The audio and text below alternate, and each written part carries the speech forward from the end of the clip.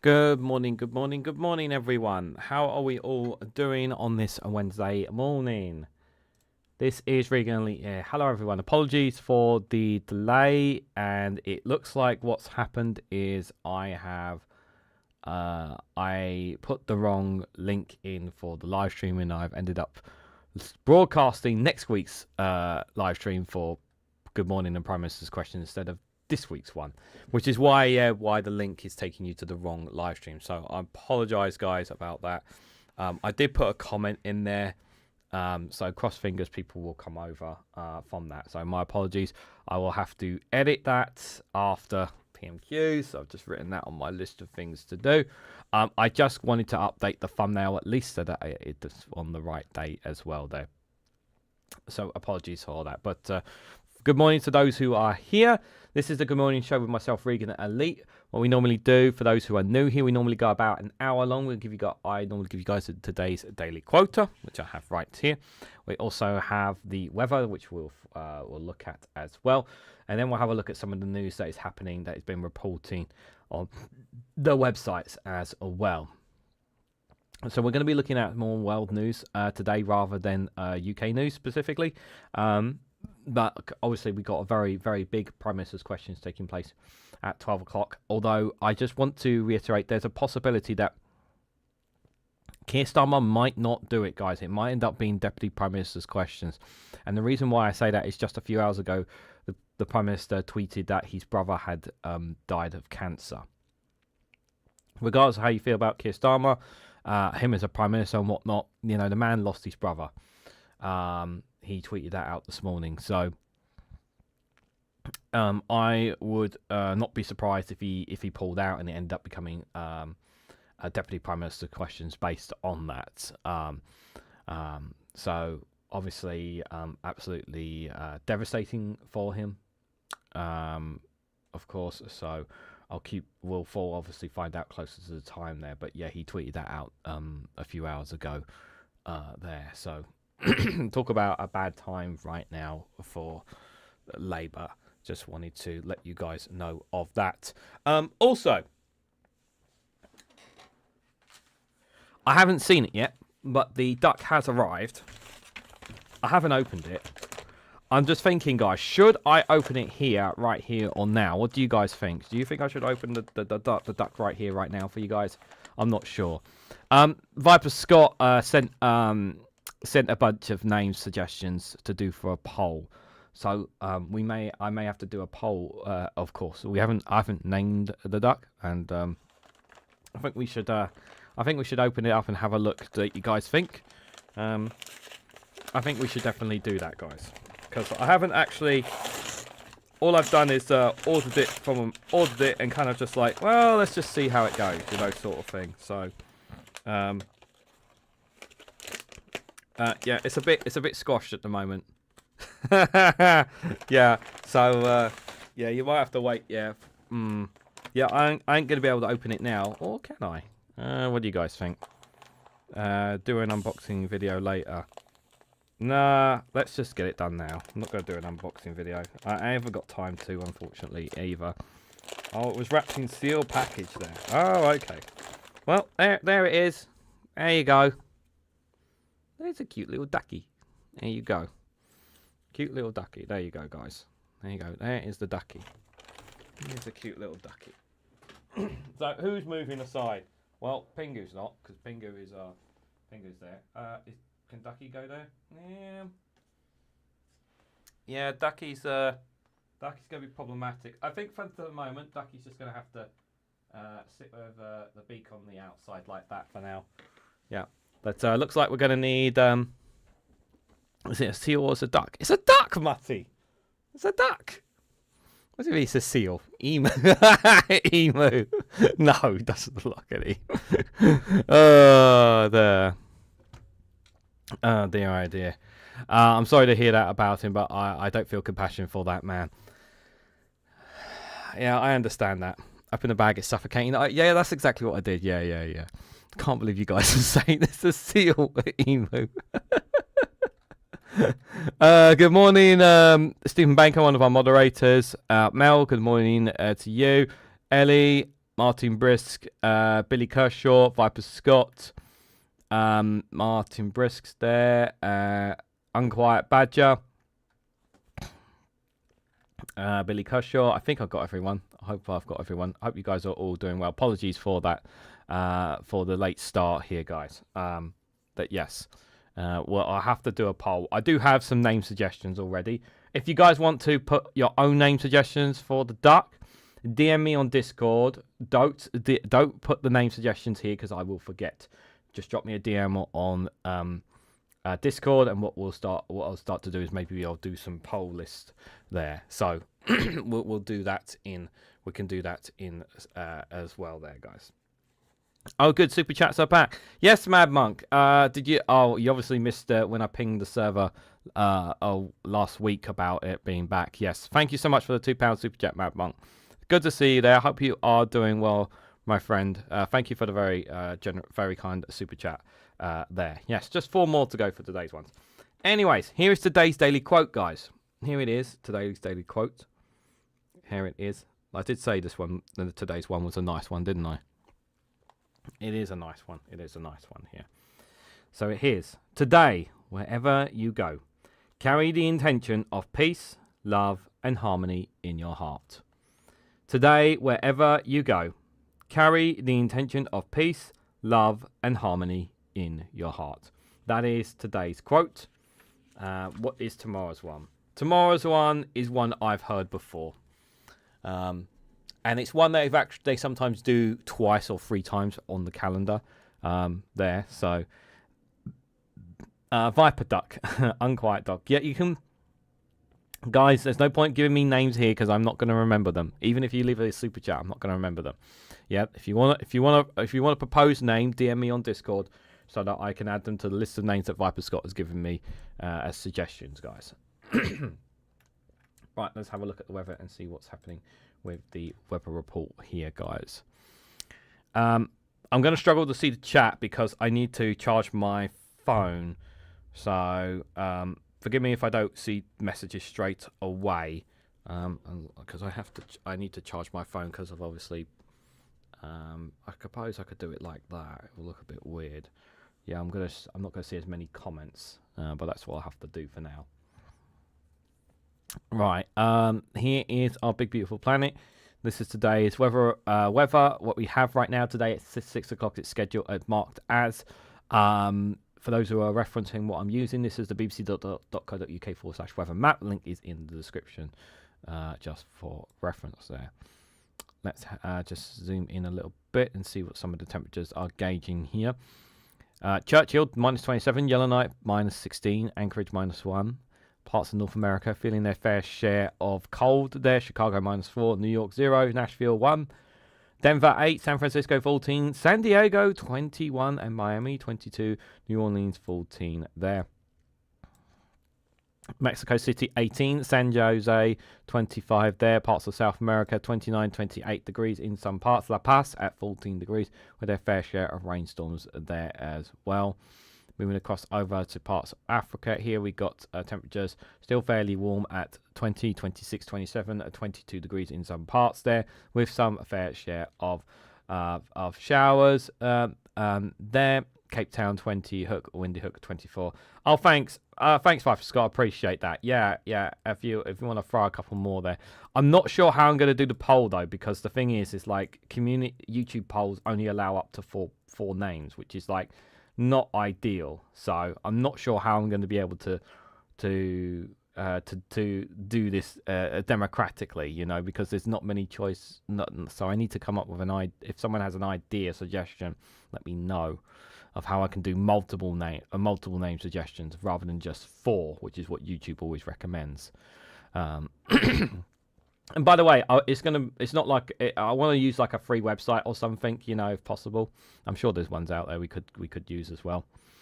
Australia, Alice Springs 26, Perth 19, Darwin 27, Brisbane 20 there, Melbourne 16, Auckland, Wellington 19 and 12 respectively there. Port Vila 25 there, parts of Indonesia and the Philippines there, 23, 26, 25, Singapore 26 respectively there. Bangkok 27.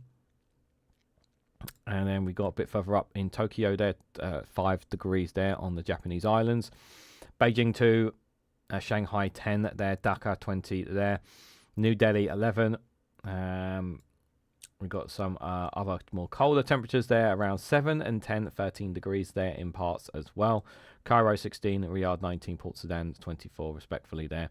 A bit further up north into parts of Russia, you can see they're very, very cold. Volgograd 21 there, just for one of the suggestions there. Got Rakovic at -2 there. Temperatures in Europe, this is what they're forecasting later on today. Here, some rainstorms in Madrid and Lisbon, Spain, Portugal, respectively there at 9 and 15 degrees there. Parts of North Africa getting their fair share of showers from the looks of it. Algiers at 14, at Tunis 13, at Tripoli 19 there. Parmelo 11, Rome 11, Nice 11 there. Bern 1, Taria 14, Athens 16 there. Oh, there. Istanbul 9, Bucharest 1, Chistu 1,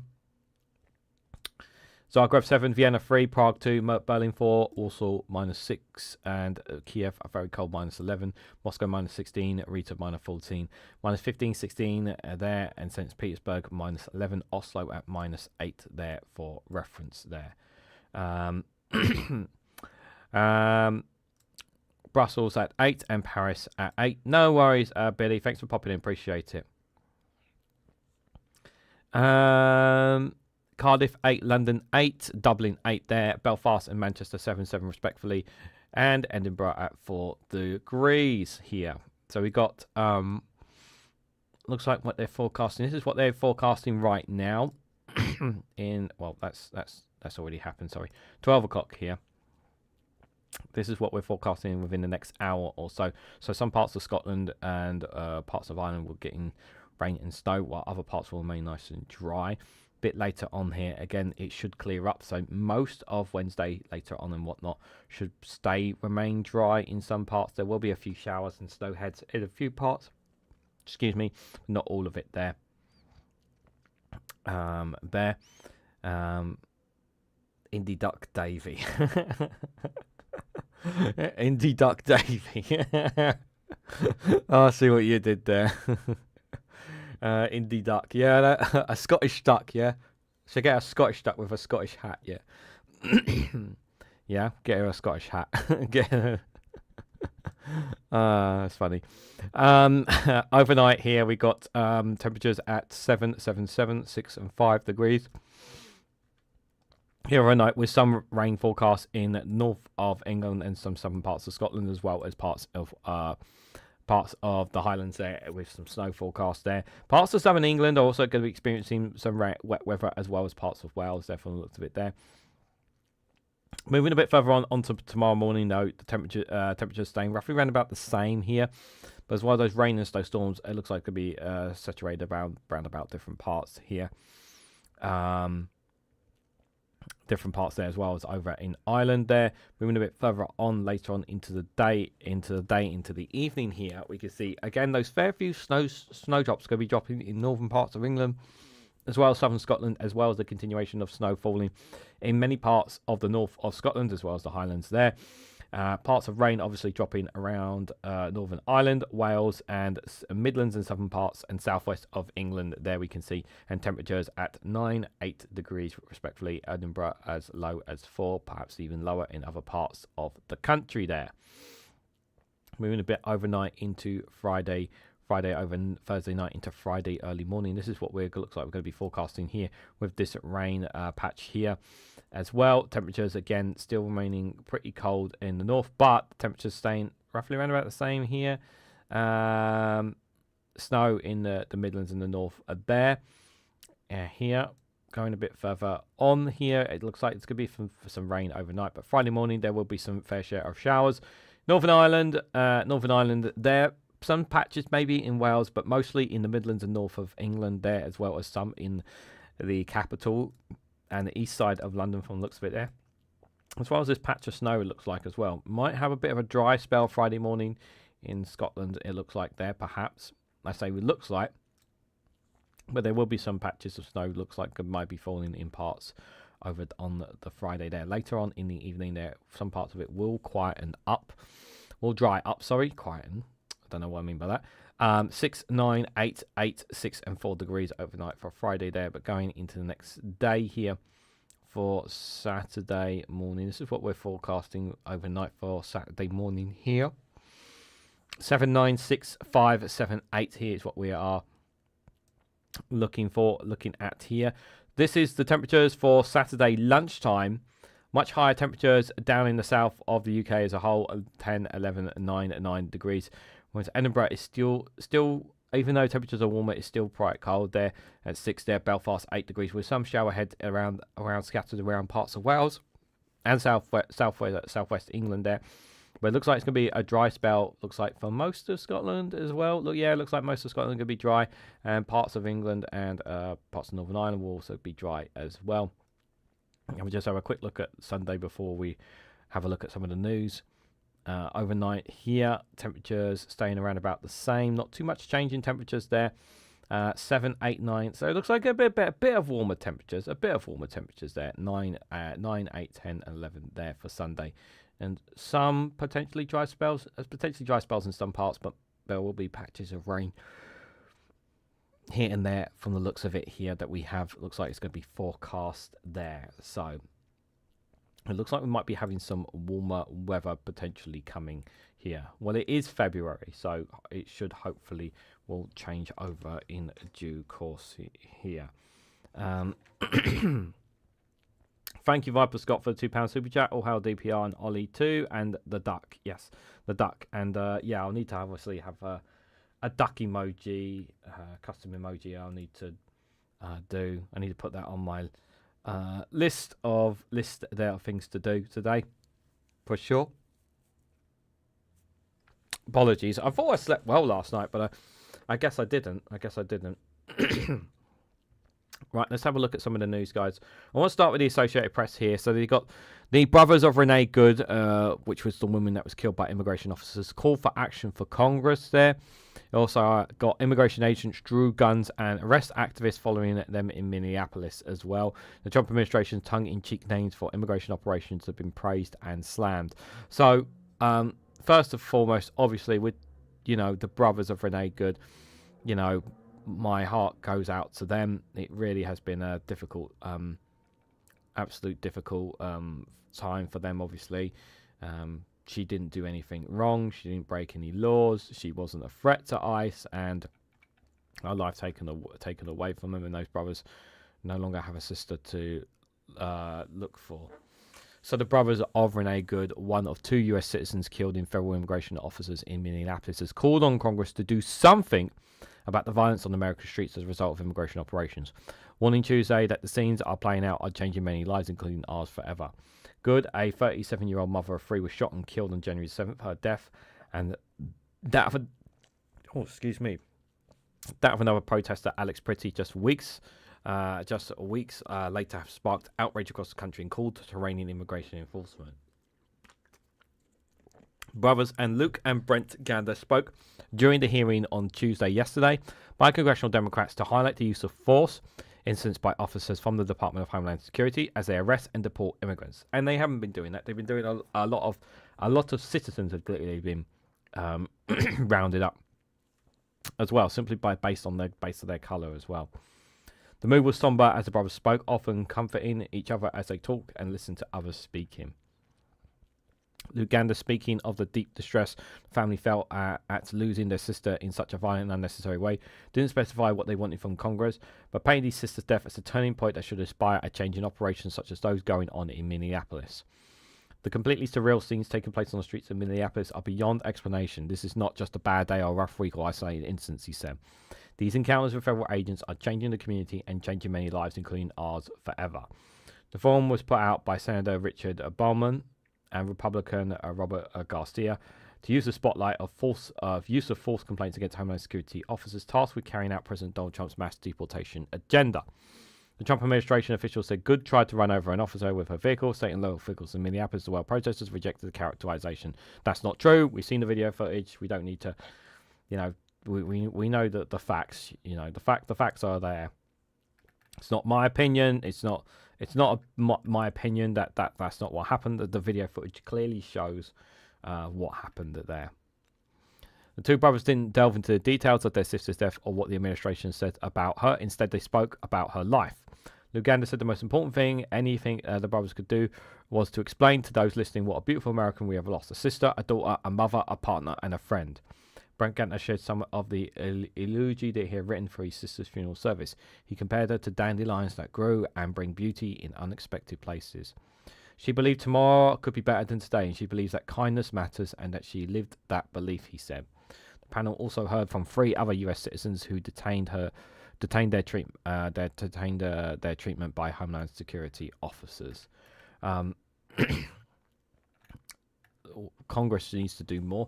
So since then, I don't think that I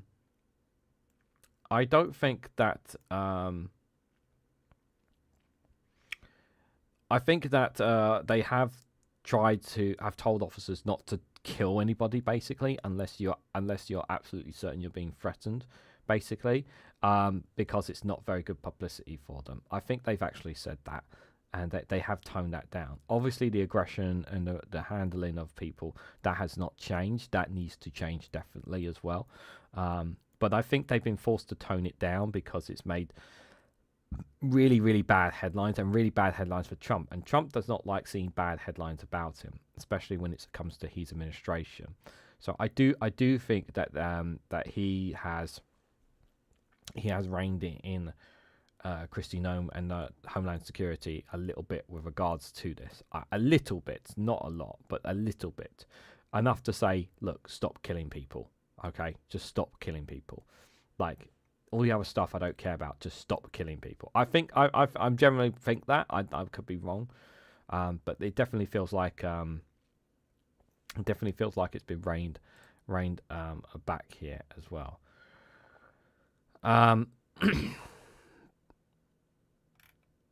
So yeah, they're still obviously causing chaos in Minneapolis as well. Officers with guns drawn arrest activists who were trailing their vehicles on Tuesday, while education leaders describe anxiety and fear in Minnesota schools with the ongoing federal sweeps. I've said this before, and I've said this again just to remind people. Obviously, there's a lot of people, a lot of black and brown people who, whether they are American citizens or not American citizens, a lot of them are just staying at home. They're not going out. They're not getting whatever. They're not going to work. Kids are not going to school simply because ICE are everywhere. ICE are literally everywhere. And they're also door knocking as well. They're door knocking on a lot of homes as well, on every single home. And it's perfectly understandable for that situation. They're living in intense fear and scarcity. And when you have a population in a state as big as Minneapolis, when a good chunk of that workforce, a good chunk of those kids there, it's very, very bad for the state's economy. It's very, very bad for the government, very bad for the state governments, for the councils and whatnot. It's really, really bad because you're losing money because people are not working because they won't go out and they'll order things online. They won't even go to work, all because the moment they step outside their home, they fear being nabbed by ICE. And this is not good.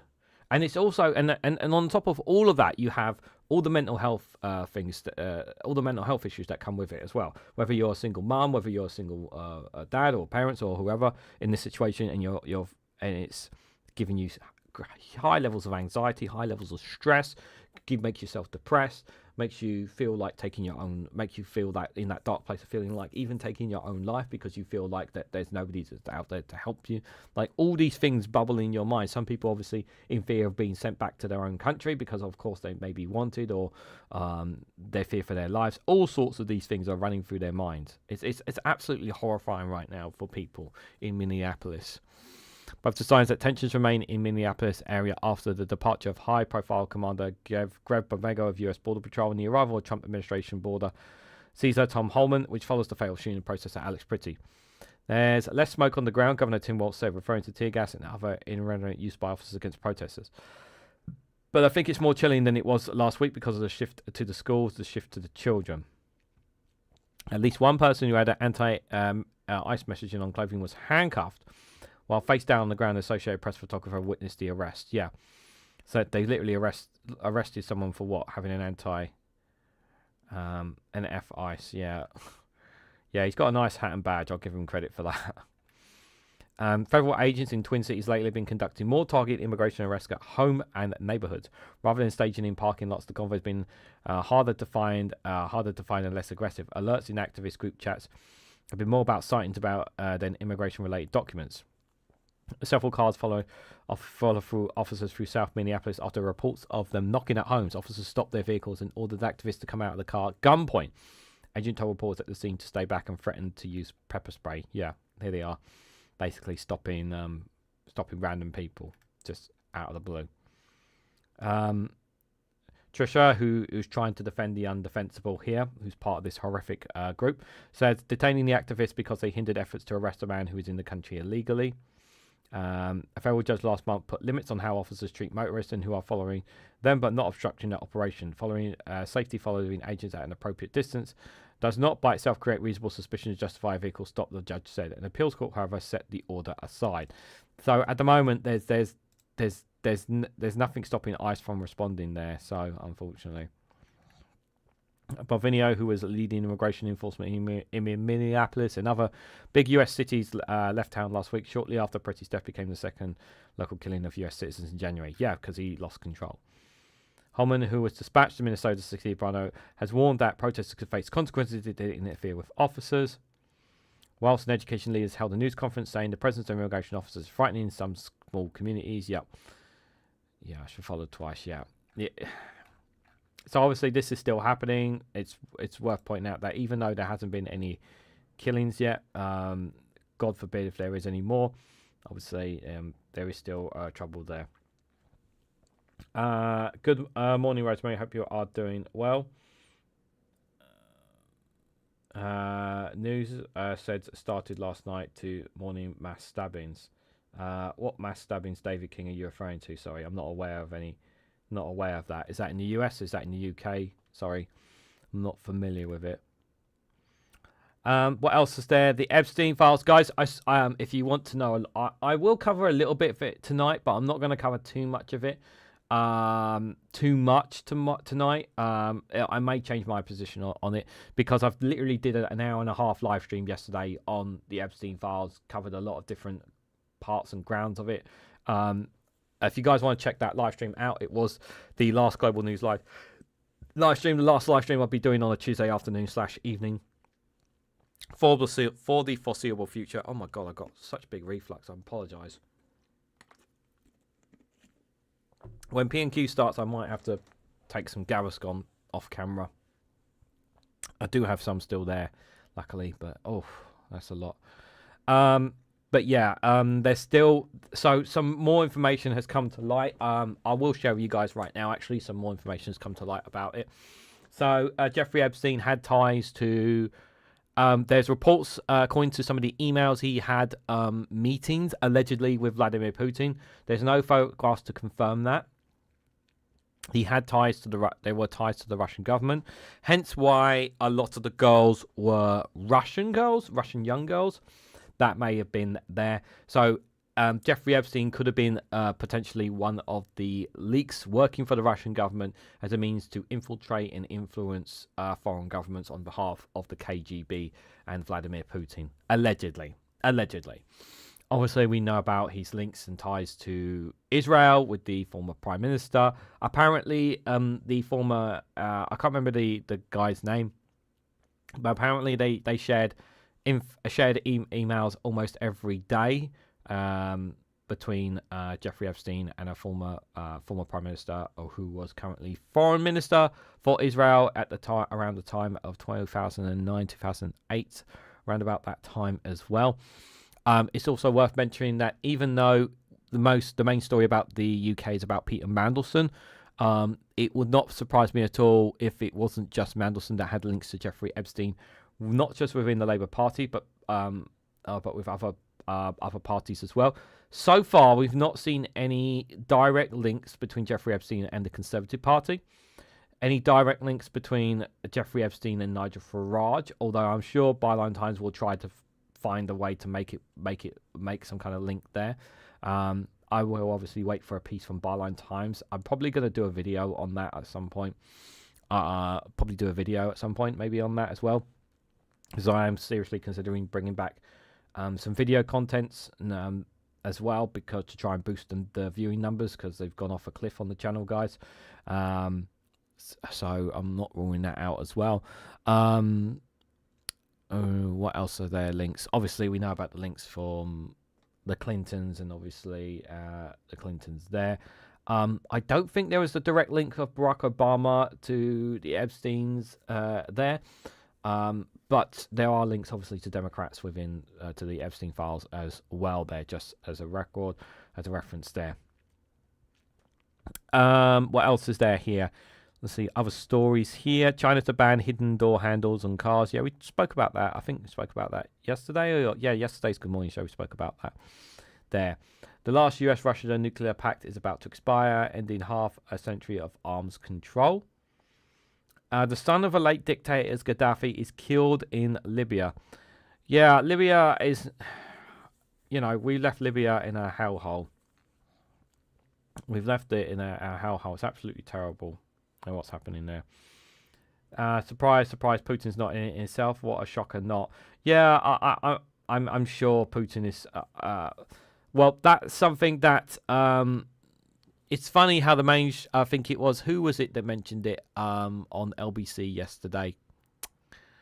Oh God, he's a former BBC journalist who mentioned it. Who mentioned the Russian ties to Epstein, but made no mention of Israel, by the way. Your British media won't mention any of the links to Israel. They won't do that because they don't want to upset, obviously. They don't want to upset their Israeli masters, of course. Oh, God, what's the guy's name? I'm sure you guys will mention the LBC presenter. He was a big BBC journalist. Anyways, while I try to remember that, and someone will mention it in the chat, here's a random cute video of a canine Casper here watching the moment in Greenland where a stray dog steals an AP camera. So this is definitely important news I need to share with you guys. This is very important news. Very clean teeth. Definitely clean teeth there.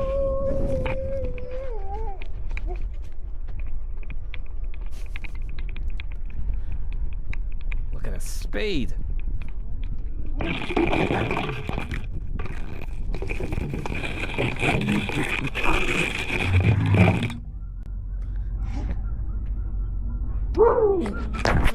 Don't leave it there. No. Yep. That was very important information there. That was very, very important information there. You okay, Mel? Need another coffee, says Rosemary. Well, yeah, I'm not a coffee person. I was actually tempted to go to Greg's and get a hot chocolate, but this morning, but I declined in the end. Maybe after PMQs, maybe after that. Right, let's have a look at the New York Times there. That's getting eaten, says Viper Scott. I don't know if cameras are that tasty, if I'm honest, personally. I don't think cameras are that tasty. But, what's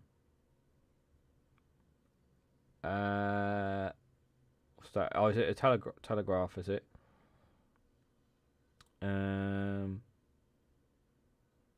Hi, Akismad. Sorry, I didn't see you there. And David King. Hope you guys are doing well. Anybody else looking in the chats? Right, let's have a look at what the New York Times is saying, guys. It's been a while since I've looked at the NYC. Here, what they got at the front here. So Ukraine are set to resume. Ukraine talks. Sorry, apologies. Are set to resume after a massive attack by Moscow. So the US, Russia, and Ukrainian negotiators are meeting in the UAE today, even as Russia pummels Ukraine and has demanded that Kiev calls unacceptable. Yeah. So despite everything that's going going on there. That's for sure going to be.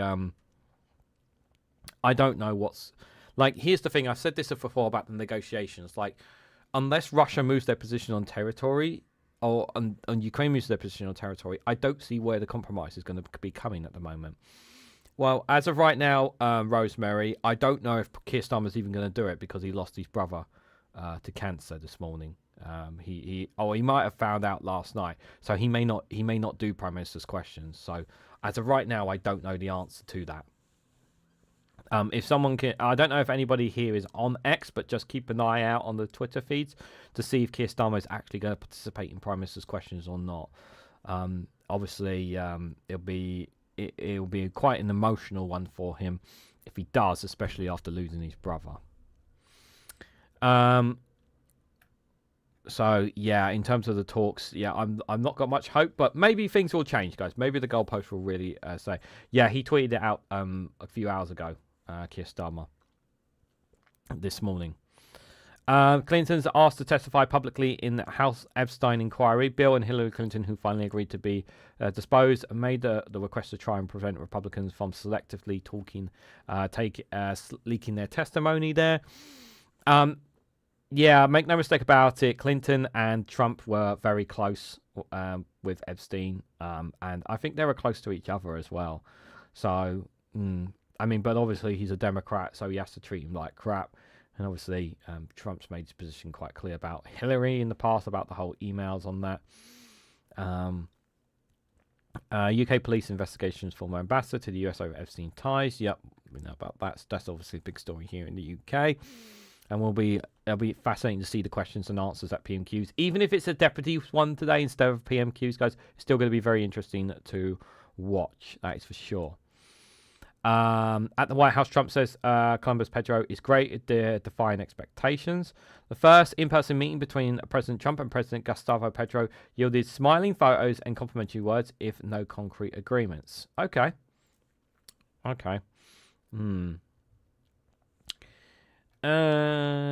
What is this? The evolutionary brilliance of a baby giggle. There's nothing more cuter and more funny seeing a baby giggle.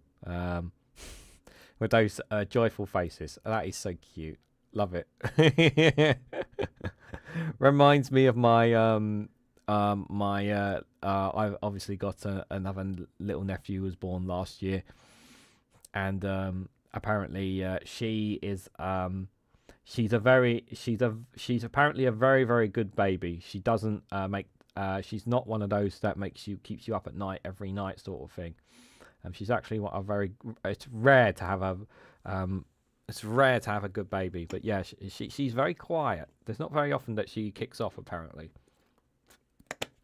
It's rare to have babies like that. So what else we got here from the NYC? President repeats calls to nationalize elections as White House walks it back. Yeah, no, Donnie. I'm glad the White House is walking it back.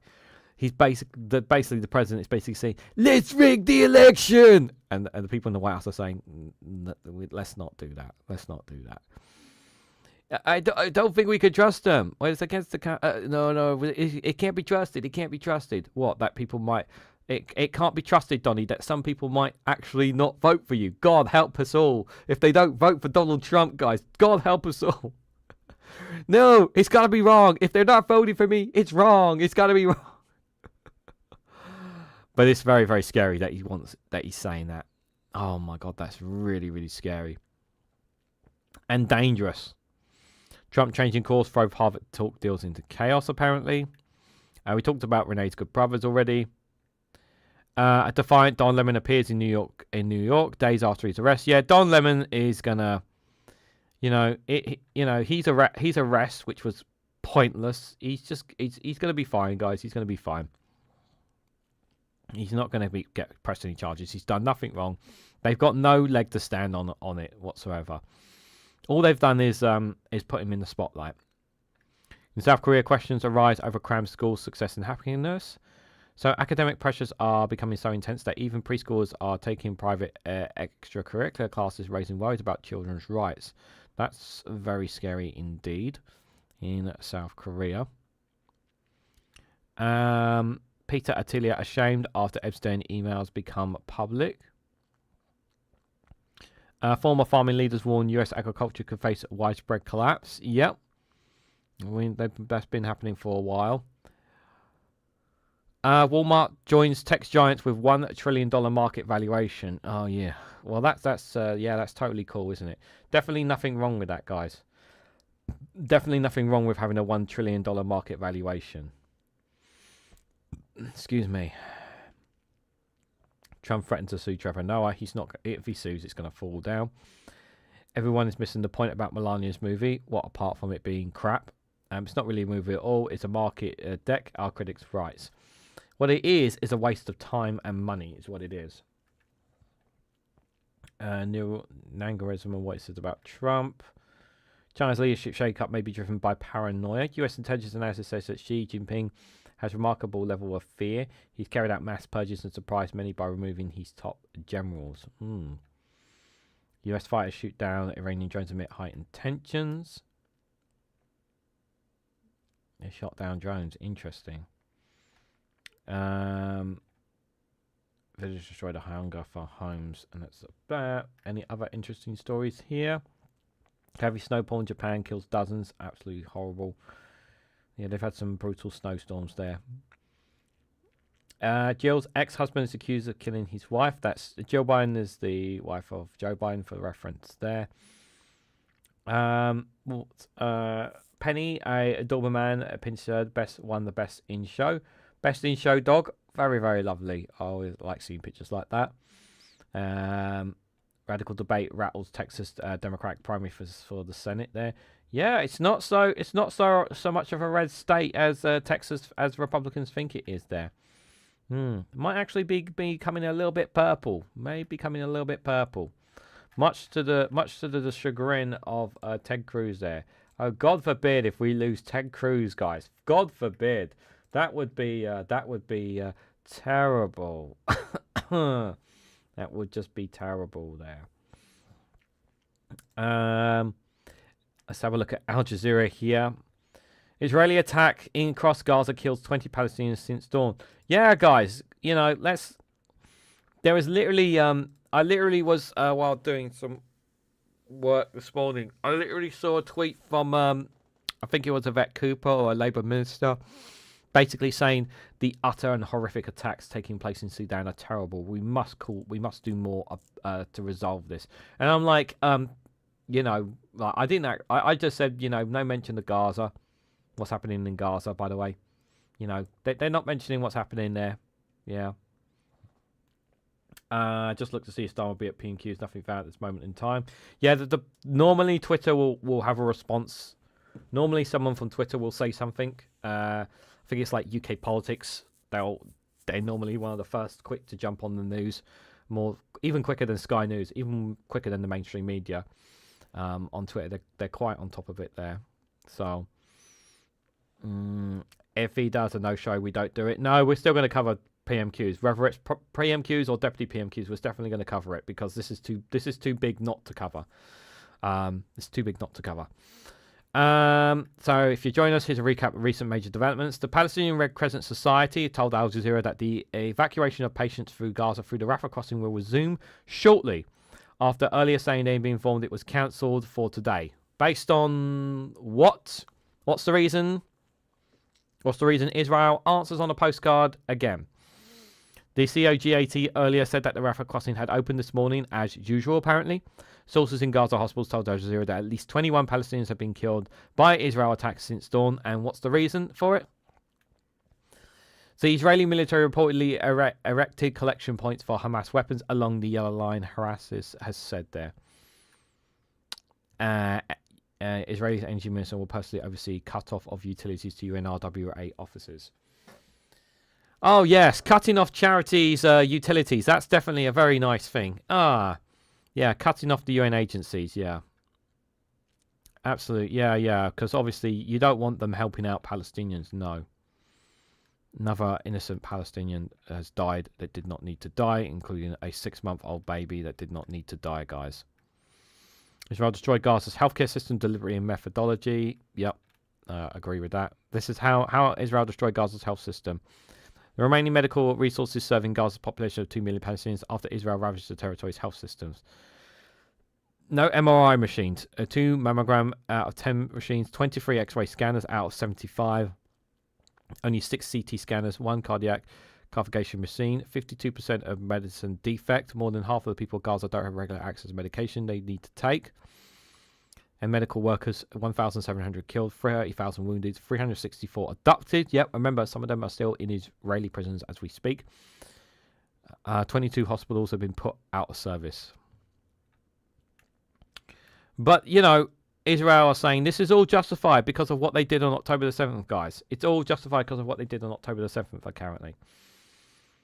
Heavily armed Greece, Israel boosts military ties amid Gaza genocide. Greek people will not like that at all. The exiled Venezuelans dream of returning home. What's stopping them?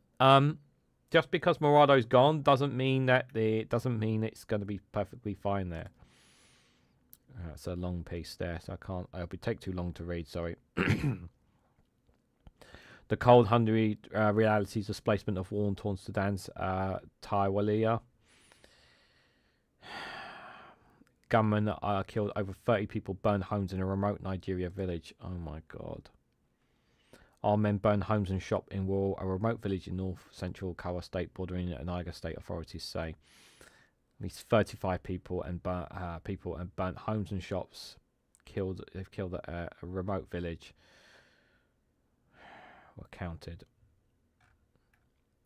Many others escaped into the bushes with gunshots, adding that more bodies could be found. It was the deadliest assault this year in the district bordering Niger State, which armed gangs have attacked increasingly. Villagers fled to the surrounding bushlands and armed men attacked. Several people are still missing. The attack was confirmed by police who did not provide casualty figures. The state government blamed the attack on terrorist cells. Another village wiped out that did not need to be wiped out. No exceptions. Bangladesh elections means little to the 1 million Rwanda Rohingya refugees. That's from those who fled from Myanmar. There as well. Let's have a look at the Kiev Independent here. See what they are saying here, guys. Ukraine peace talks resuming in Abu Dhabi. Yep, we spoke about that already. Blackout reports in Russia's Belarus unblasted missiles drone attacks. The Supernova Telegram channel published several videos and photos from local residents showing the sound of air sirens and explosions. They're still dropping drone. They're still launching drone attacks, Ukrainian drone attacks into Russian territory. Obviously, the main target, obviously, should be, of course, Russia's oil refineries there. I've covered that in a short video. The Zaporizhzhia drone attack there. How Ukraine appears in the latest Epstein files. U.S. Department, the files linked to late financiers, including email conversations with at least 2 modeling agencies in Ukraine. Travel arrangements for women from Kiev and Oslo, booking arrangements for the hotel down. Kiev allegedly involved in the hotel's owner's plan to purchase a real estate in Lviv and the discussion of Ukraine's political scene during the 2019 presidential election. Continues to review the documents published by the Department of Justice. 2 Kiev-based modelling agents are mentioned in the documents released by the DOJ. The agencies, Linda 12 model and L models, were both founded in the 1990s and still active today.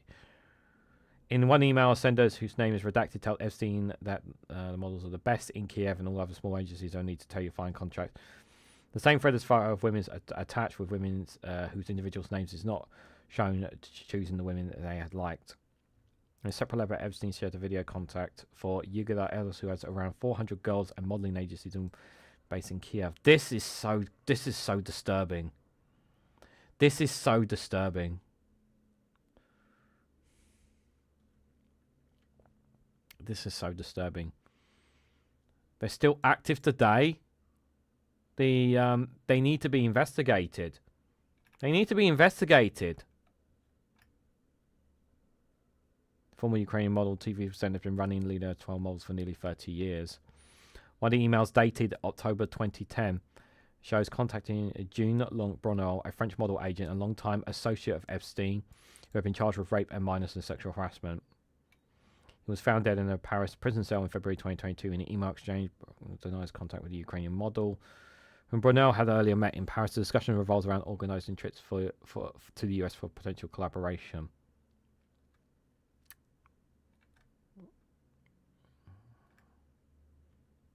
Oh dear, dear, oh dear. We know he likes his women. He likes them young. It's just revolting. Revolting, guys. How Russia rebuilt hacker gangs to attack the West, leading to US indictment. Russia attack shows Moscow is not serious about peace, NATO chief says. Yep, that's true. NATO chief confident allies will commit 15 billion in US arms for Ukraine in 2026. US says 3 Ukraine investment projects achievable in 2026 under the joint fund. Putin kept in word. Trump reacts to the latest Russian strikes on Ukraine. There's the blackout report. We saw that there already. Hyundai becomes the latest second foreign car maker to lose rights to reclaim Russian assets. US lawmakers demand increased pressure on Russia. Yeah, they need to pressure more. Polish court jails man who allegedly offered to kill Zelensky for Russia. It's been charged with espionage. So a man has offered to kill Zelensky for Russia. Yeah, good luck trying to get close to him. How Soviet nostalgia and silence enables wartime complicity on Russian YouTube. Excuse me.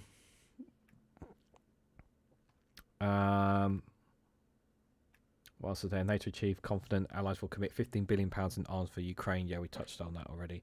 Oh God, I really need. I haven't got much gone left. Oh dear. And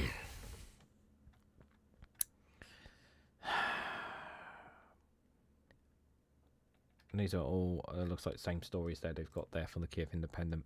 Apologies, guys. My reflux is really, really high right now. African news here. I might just actually spend a minute. I might just put on the pre PMQs for you guys while I take some Gaviscon, drink some water. Let's just have a quick look at some of these before we switch over. The son of Muammar Gaddafi, Salim al-Assam Gaddafi, has been killed in Libya. Ex-French President Sarkozy faces 10 years in Libya cash scandal. Gaza residents return to Khan Yunis after Rafah reopens, apparently, there. Ethiopian Prime Minister accuses Eritrea of committing atrocities during the Tigray War. Authorities call for calm after drone attack on an airport in the Democratic Republic of Congo. That's a short video I've got coming out in the next few days. Sudanese military said it's broken the siege on Kofan city there. Tunisia court upholds and extends prison sentence for political opponents. World Government Summit in 2026 in Dubai focuses on the future there. Ethiopia denies Trump's claims that US funded the Nile mega dam. Deny claims by President Donald Trump that the country's new mega dam was funded by the United States. Yeah, I do like that. Like, so did Ethiopia put themselves in massive debt to get this built? Then I would have thought so. Let me have a quick. Let me just go to. Let's have a look at. What's is PMQs already up? It is not started yet, but it says live Prime Minister's questions, so it looks like it's going to be PMQs. Let me have a quick nose on Twitter and just see if there's anything on Twitter. I think it's going to be the Prime Minister. It doesn't look like we're going to have deputy PMQs. I think it's definitely going to be Prime Minister's questions, despite the news coming out. I would not be surprised in this, what I'm about to tell you guys. I would not be surprised at all if Keir Starmer uses the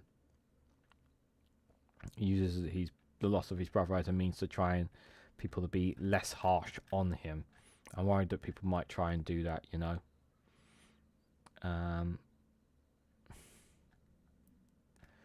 Just having a quick look on Twitter, just seeing. Okay. Oh, did you guys hear the story from? Oh, I need to share this story with you guys as well. If you didn't see this video from Max Robespierre, this is absolutely brilliant story. Where is it from? Beth Rigby of Sky News. She an absolute barm staker here, guys.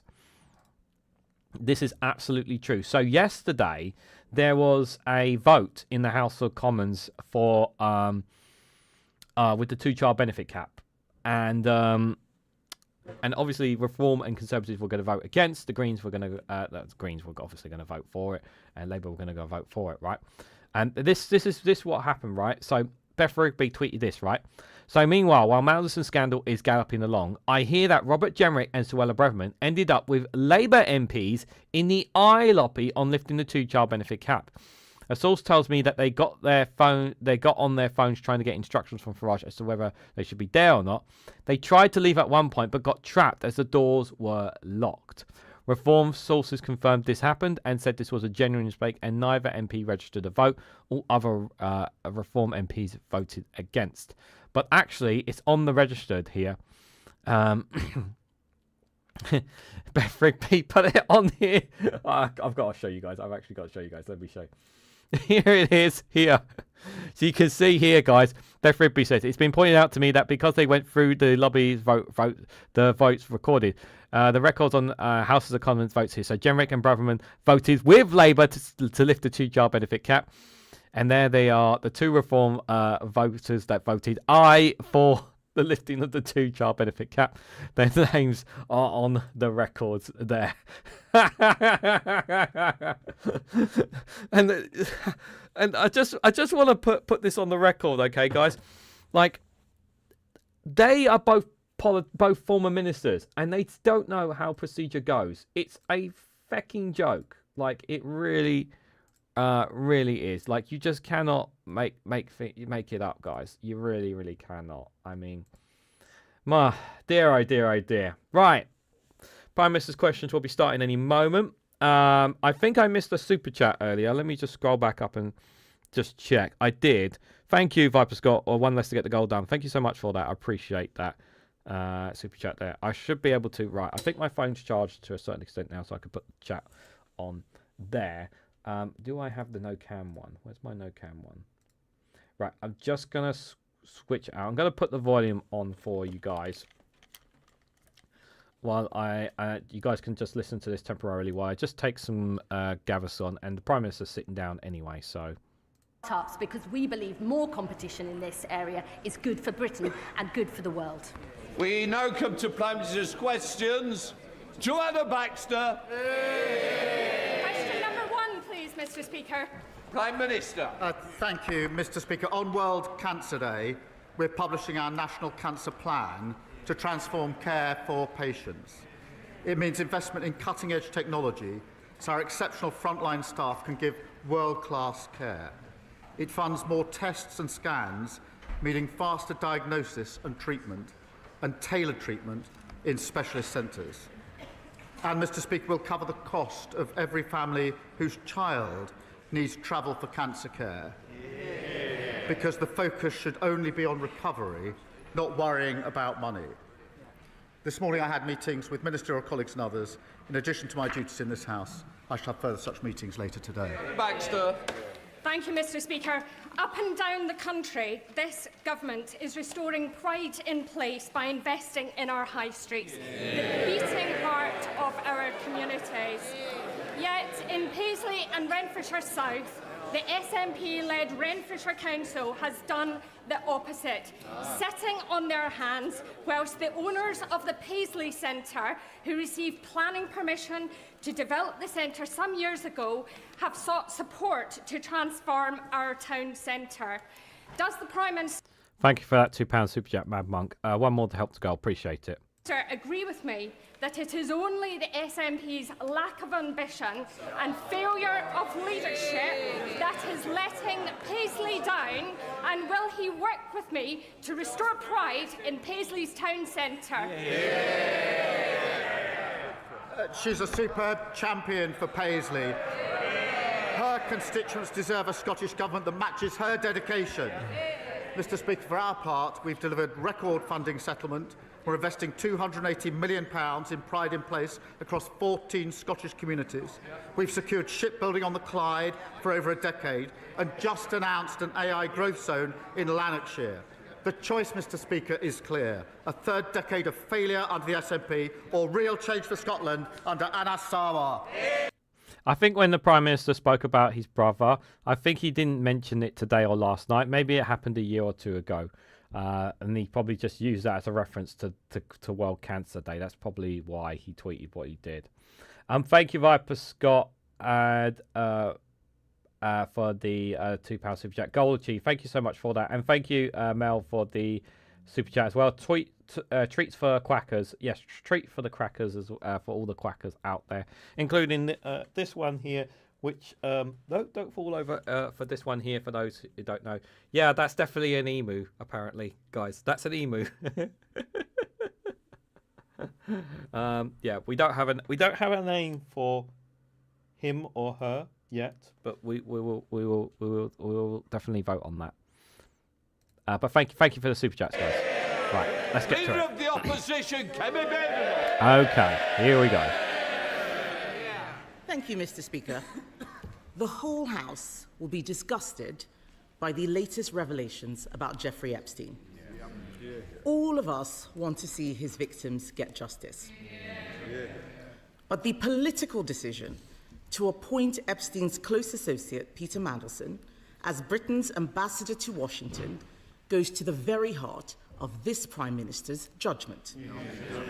When he made that appointment, was he aware that Mandelson had continued his friendship even after Epstein's conviction for child prostitution? Simple question. Very simple question. Mr. Speaker, let me start where I must with the victims of Epstein, and all of our thoughts are with them. Can I also say our thoughts are with all those who lost jobs, savings and livelihoods in the aftermath of the 2008 financial crash. To learn that there was a cabinet minister leaking sensitive information at the height of the response to the 2008 crash is beyond infuriating. And I am as angry as the public and any member of this House. Mandelson betrayed our country, our Parliament and my party. Mr. Speaker, he lied repeatedly to my team when asked about his relationship with Epstein before and during his tenure as ambassador. I regret appointing him. If I knew then what I know now, he would never have been anywhere near government.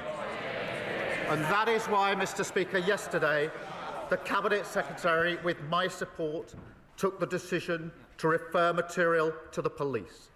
And there is now a criminal investigation. I've instructed my team to draft legislation to strip Mandelson of his title and wider legislation to remove disgraced peers. And this morning, I've agreed with His Majesty the King that Mandelson should be removed from the list of Privy Councillors on grounds that he's brought the reputation of the Privy Council into disrepute. Kevin Baker.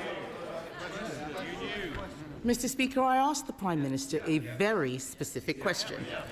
Did he know that Mandelson had continued his friendship with Epstein after the conviction?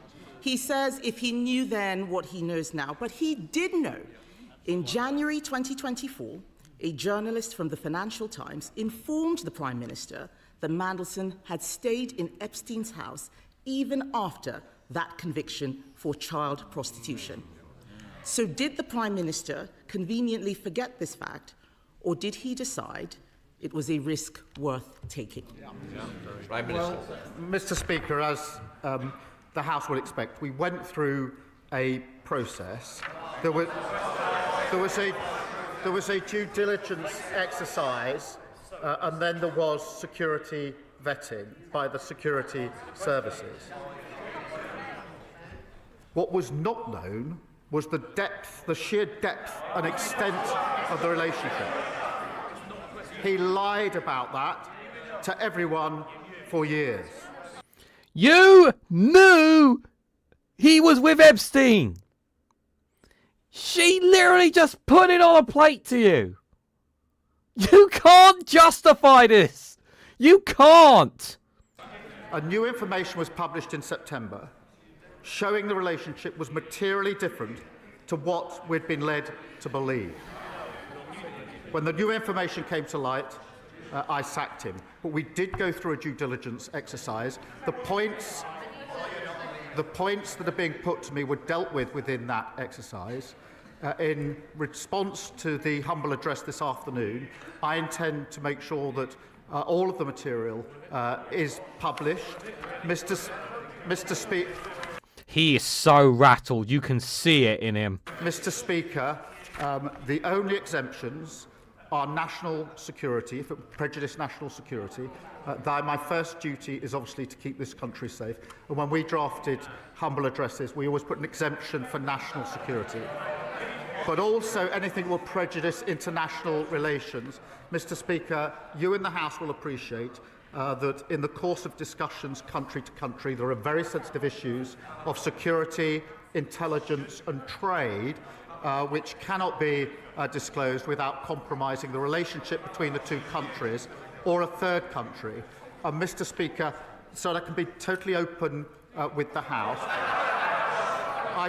I should also disclose that the Metropolitan Police have been in touch with my office this morning to raise issues about anything that would prejudice their investigations. We're in discussion with them about that, and I hope to be able to update the House, but I do think I should make that clear to the House at this point because those discussions are ongoing. He should not use the criminal investigation into Peter Mandelson as an excuse to avoid answering difficult questions, because that's exactly where I can see him going here. That's exactly where I see him going there. Shall I clear that up? I'm going to come to the humble address in a moment, but the Prime Minister cannot blame the process. He did know it was on Google. If the Conservative Research Department could find this information out, why couldn't Number 10?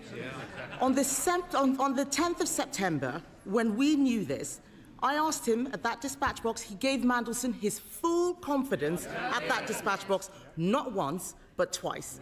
He only sacked him after pressure from us.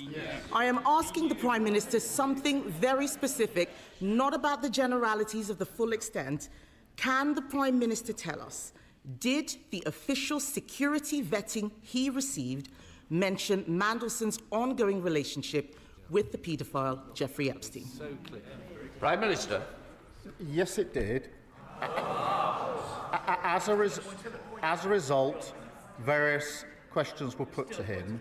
I intend to disclose to this House all of them, the national security, prejudice to international relations on one side. I want to make sure this House sees the full documentation, so it will see for itself the extent to which time and time again Mandelson completely misrepresented the extent of his relationship with Epstein and lied throughout the process, including in response to the due diligence. He just admitted that he knew.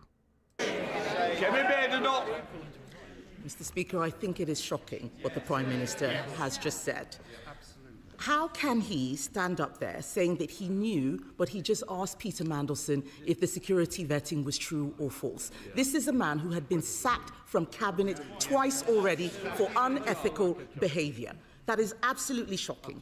And that is why later today, my party will call on the government to release all documents relating to Mandelson's appointment, not just the ones the Prime Minister wants us to see.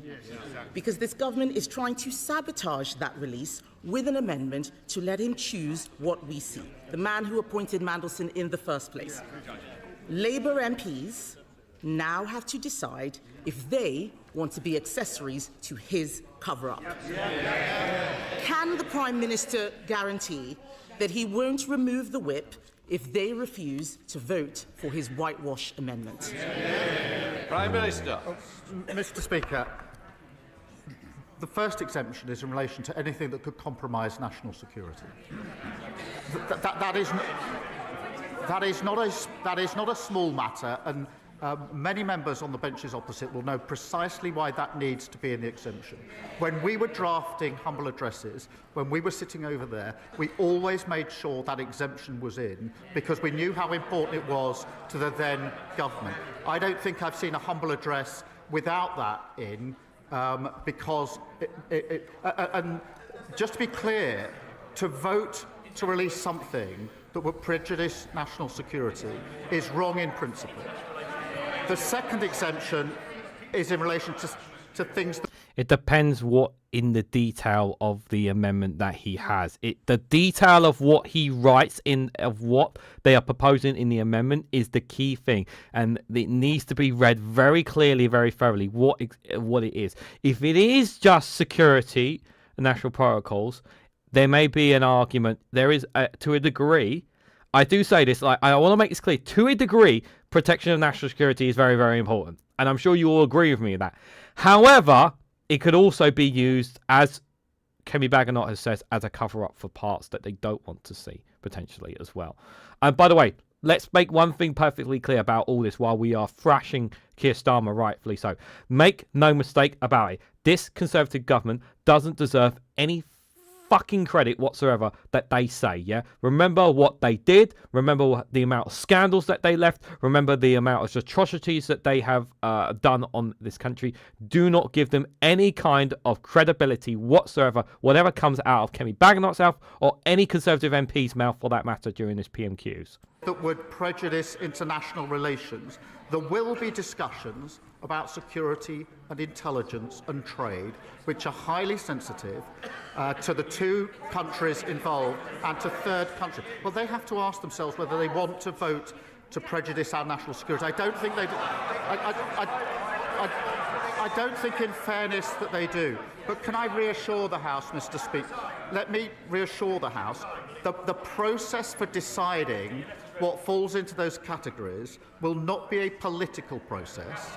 It will be led by the Cabinet Secretary, supported by government legal teams. So they will be looking at the question of prejudice. They will be making that decision. The only additional thing I just want to put before the House, because there was a discussion this morning with the Metropolitan Police, is that we are in discussions with them about any material that they're concerned will prejudice their investigation. We're at an early stage of that discussion, but I didn't want to have the House not know that that discussion is going on. It should be cross-party. It should not just be government. It should be cross-party.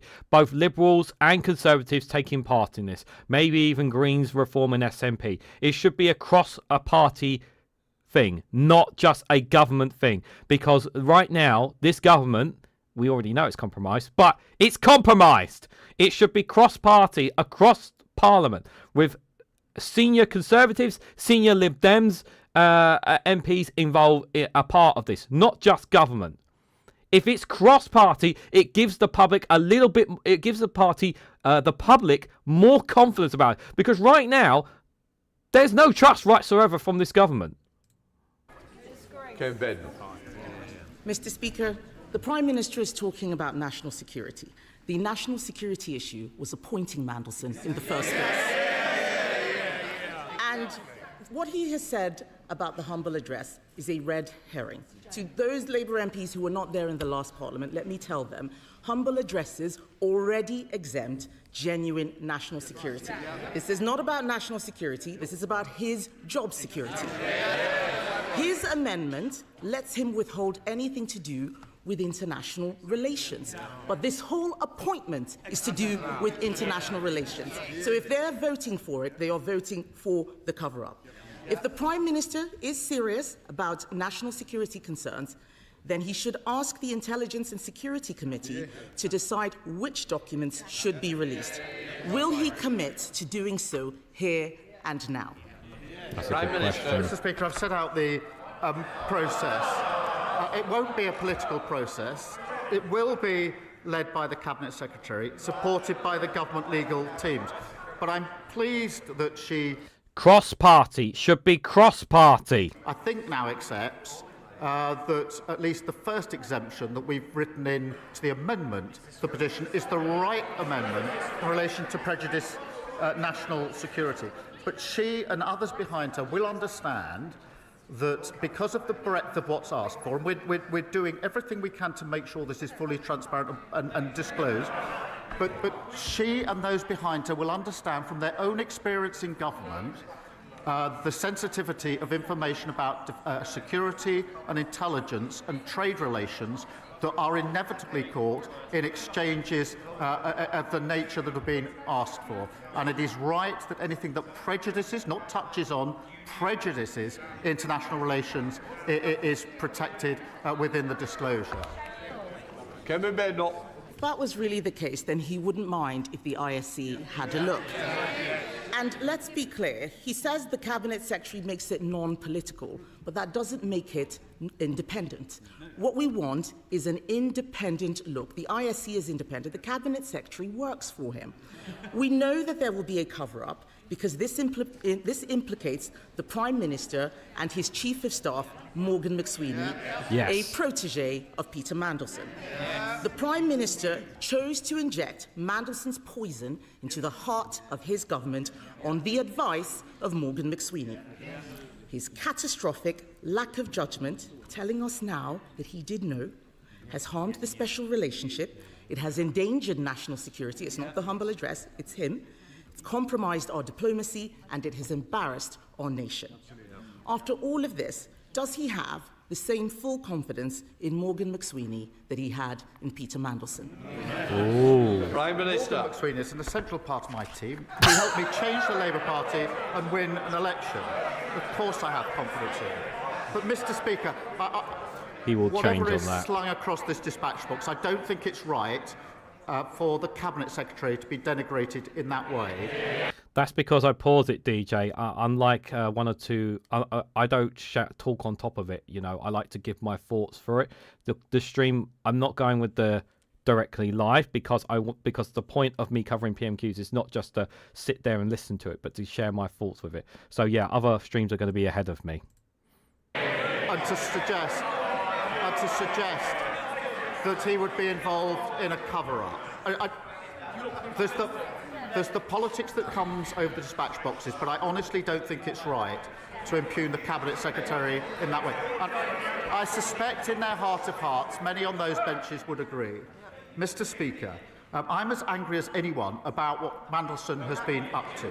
The disclosures that have been made this week of him passing sensitive information at the height of the response to the 2008 financial crash is utterly shocking and appalling.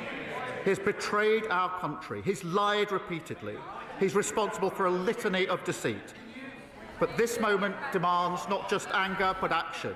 And that's why we've moved quickly, referring material to the police, publishing legislation so we can remove titles from disgraced politicians, and stripping Mandelson of his Privy Councillorship. That is what the public expect, and that is what we will do.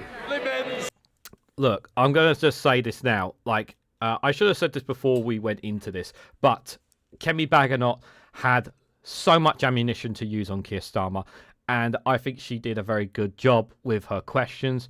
I think in this regard, I thought she did really... Oh, yeah, you can mention other live streams, DJS. No, you're fine, DJ. I'm just saying that I'm not going to be as ahead because I paused the live streams. I paused the high streams. You're good. You're good, my friend. You're good. You're good. Honestly. I was expecting a slam dunk from Kemi Badenoch, and obviously, given the ammunition that's been happening, it was pretty good. So far, now I want to make this clear to people. As of right now, the Conservative Party names have not appeared in the Epstein files yet. That can change. And remember, like I said on yesterday's live stream on the Epstein files, I said that not even half of the documents have been unveiled yet. And there's a lot of it retracted. Make no mistake about it. The Conservatives will not be squeaky clean. I would not be surprised one bit if Tony Blair's name is not in the files.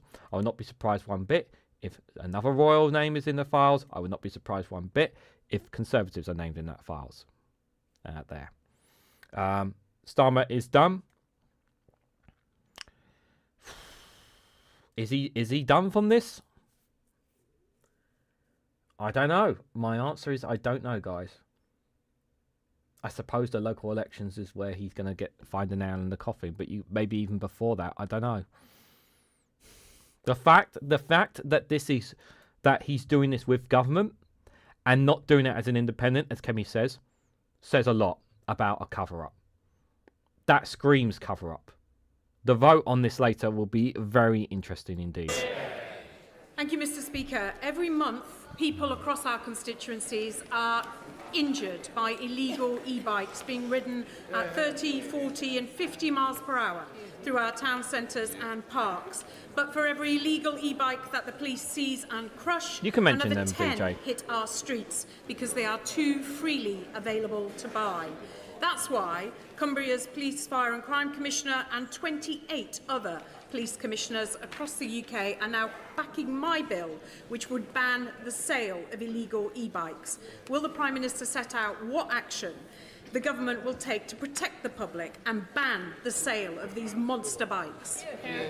More needs to be done, definitely, with regards to e-bikes. Can I pay tribute to my honourable friend? She's a tireless campaigner to stop these antisocial, dangerous bikes terrorising communities. Our crime and policing bill means police can seize bikes without issuing a warning and destroy them. A product safety law means authorities have the powers to intervene to stop the sale of unsafe e-bikes. But I share her determination to get these bikes off our streets. Sir Ed David, leader of the Liberal Democrats. Okay, Ed, what are you going to do? Mr. Speaker, can I thank you and the Prime Minister for your responses to my tribute to Jim Wallace on Monday, and urge the whole House to read the wonderful tributes made to Jim in the other place yesterday.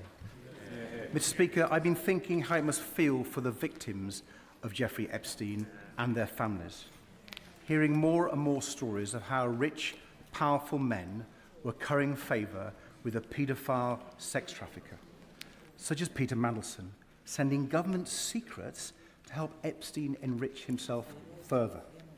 Seeing Mandelson made ambassador to the United States, even after his links to Epstein had been extensively reported by both the Financial Times and Channel 4 News. So can the Prime Minister tell us, given he now admits he knew about those links, before he gave such an important job to one of Epstein's closest friends, did he think at all about Epstein's victims? Mr. Speaker, we looked at the material. There was a process. There was then, as he will understand, there was then a security vetting exercise as well. And that's why I started by saying all of our thoughts are with the victims of Epstein. He is right at the beginning of his question to express anger at the material that has recently come out in relation to sensitive information in the aftermath of the 2008 crash. And that is why yesterday, working with the Cabinet Secretary, we referred a material to the police, which has now led to the criminal investigation that is going to follow. It was not his decision. I don't think it was Keir Starmer's decision at all. I generally believe this. I think this was Morgan McSweeney's decision. And I think Keir Starmer cannot survive without Morgan McSweeney. And I've reached this point where there is absolutely no way that Keir Starmer wanted Peter Mandelson. Based on, I have heard from different variety sources, Keir Starmer never wanted Peter Mandelson. He never wanted Peter Mandelson.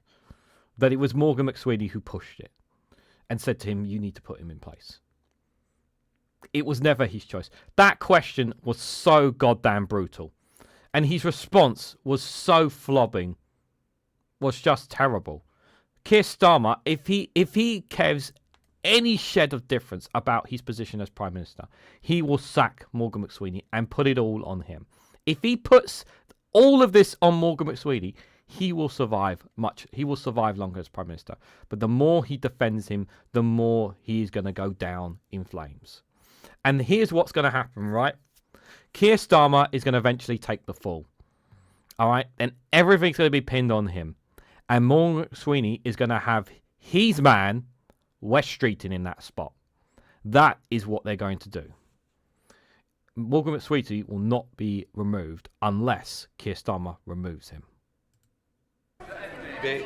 Mr. Speaker, I think the victims of Jeffrey Epstein deserved far better than that.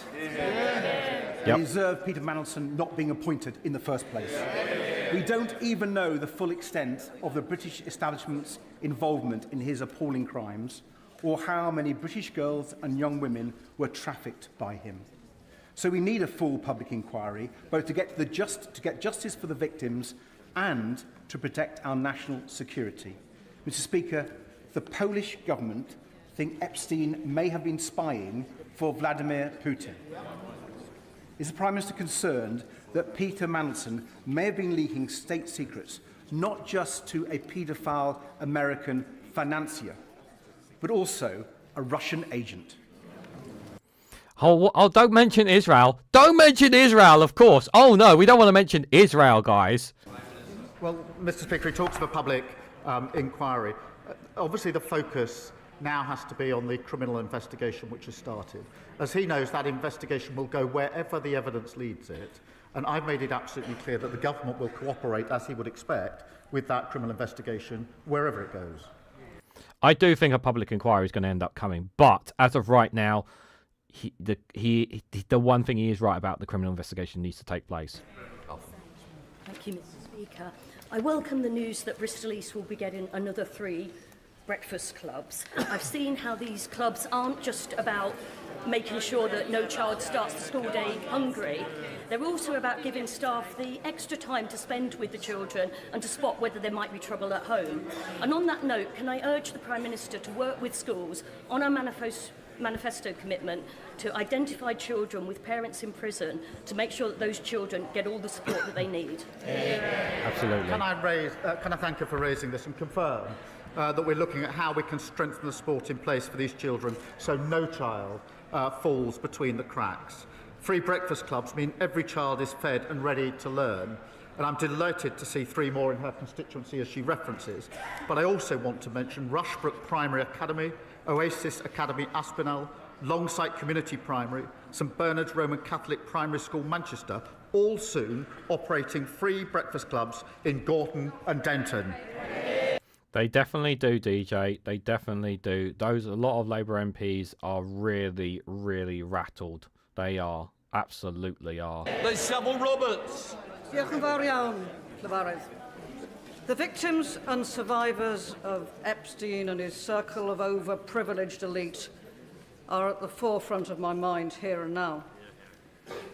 Mandelson, we now know, described Epstein's release from prison after being sentenced for child sex offences as Liberation Day. This man's association with Epstein was known when the Prime Minister personally appointed him as the UK's ambassador to the USA. Yep. How can we trust the Prime Minister's judgment? And in questioning that, how can we trust him to remain as Prime Minister? Can I join her in the disgust in the comments that she just read out? But to be absolutely clear, the scale and the extent of the relationship between Mandelson and Epstein was not disclosed. On the contrary, it wasn't just not disclosed. Mandelson lied throughout the process and beyond the process. He lied, and he lied again to my team. The question was, how can we trust you as Prime Minister? This was probably she hit one of the best questions. Forget what Ed Davey and Kemi did. She just absolutely destroyed him there. Charters. Speaker, an EU agri-food deal would boost exports and cut supermarket prices. The CBI backs it, and according to Best for Britain's polling, 62% of the public do. But surprise, surprise, Reform oppose it. I thought the member for Ashfield wanted 30p food.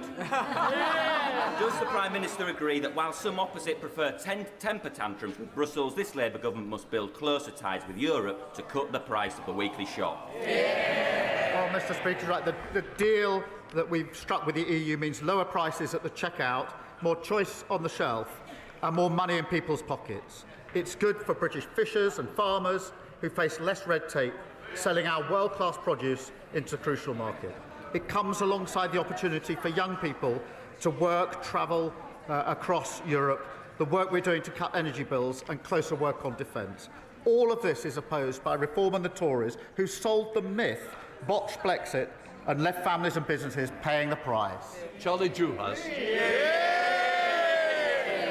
Mr. Speaker, now I'll give the Prime Minister some brief respite from Peter Mandelson. However, he will also be familiar with the name Phil Shiner, the disgraced lawyer who was struck off and convicted for repeatedly inventing vexatious cases against British troops in Iraq.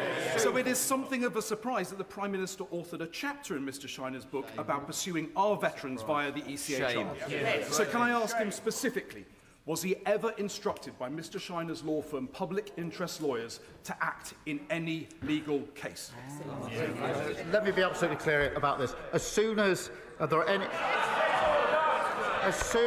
any allegations of wrongdoing by Phil Shiner, I've had absolutely nothing to do with him. Thank you, Mr. Doesn't look very good for him. In Aldershot and Farnborough this year, we are looking forward to hosting the National Celebrations for Armed Forces Day in the home of the British Army.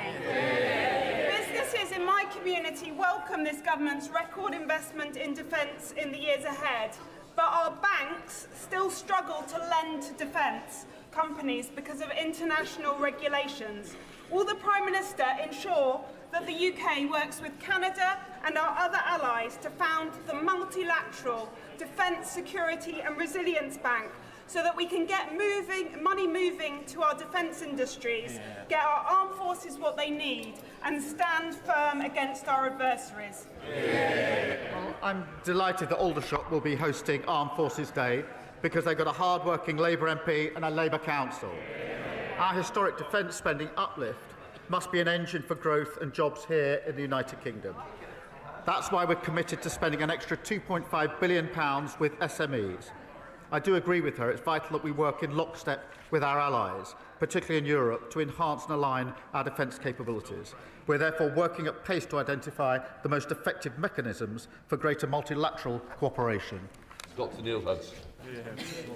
Thank you, Mr. Speaker. Prime Minister, for months our communities in Epping have been deeply distressed by the Bell Hotel reopening as an asylum hotel. My thoughts remain with the victims of the sexual assaults, including the 14-year-old Epping schoolgirl. That trauma compounded by the offender's mistaken release from prison. Weekly protests continue. It was one offence, not multiple. Get your fucking facts right. Some of which have become violent, with injuries to 10 brave police officers. I am very grateful to the Asylum Minister for meeting with me recently about this untenable situation. But will the Prime Minister please listen, act now, close the Bell Hotel once and for all, and help restore our town of Epping? This is one I absolutely agree with him. I said this in the past. I said it was too much of a hotbed. They should have closed it when at the height of that scandal. The fact that they still haven't closed it is a disgrace. I don't give a shit where they move them to. It's too hostile. It's too much of a weaponization against innocent asylum seekers, and everyone who goes there has been branded the same as that disgusting individual who did what he did. Okay, they should have closed it. He should close it. It's better for Labour if they just closed it and moved them elsewhere.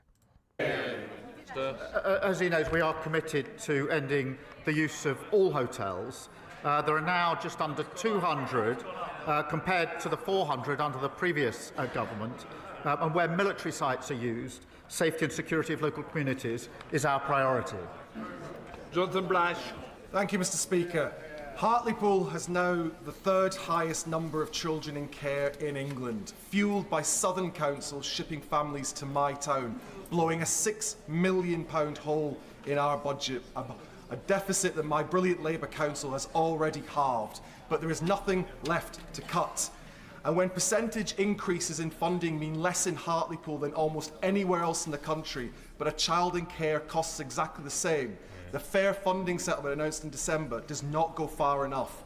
I am fighting non-stop for a better deal for my town because I will not accept one of the poorest communities in the country being condemned to higher taxes or devastating austerity. We get on with your question. Need support. So will the PM commit his ministers to work across government to fix this for Hartlepool? Well, it's because of strong local Labour MPs, but like my honourable friend, that towns like Hartlepool, treated as an afterthought by the party opposite, are having their future restored. We're making billions more available so that councils can properly fund social care.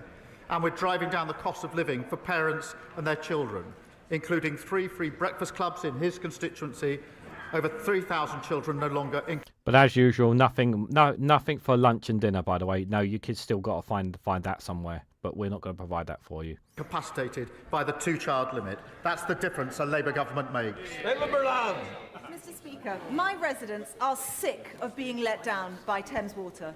Robert and Patricia were sent a £39,000 bill they didn't actually owe. Len and Jenny were forced to use the Portaloo for months as sewage filled their home, and parents still think twice about sending their children to swim in the river. Now, we understand a £16 billion rescue deal is soon to cross the Prime Minister's desk. Will he admit today what everyone already knows? That Thames Water is dead in the water.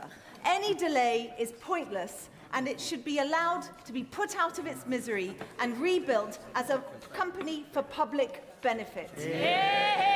Well said. Can I thank her for raising that, and I know how much and important it is for her constituents. We have taken measures in relation to strengthening oversight and the control that we have. We won't hesitate to go further, and I'll make sure she gets a meeting with the relevant minister to discuss.